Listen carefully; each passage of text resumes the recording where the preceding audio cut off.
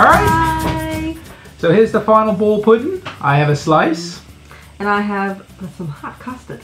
Oh, the fancy way. Yeah, you do like a little custard. Oh, yes, I do. So you can enjoy it with custard or just by itself with a nice cup of hot tea. Oh, yes. Oh.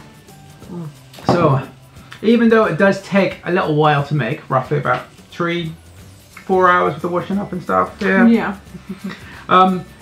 Ingredients cost about $5. Yeah.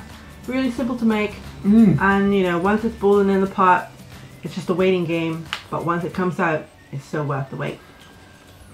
You can see all the dates and all the spices is running through it. Gives a nice warm, flavorful combination of spices. So good. So good. Takes me back to my youth. I mean, old people used to make this. I can remember having it out at Thompson's Hill when there was the Scouts Sunday gathering when it was the camp. Scouts camp. Yeah, I always remember used to have that with a big cup of tea on the grass.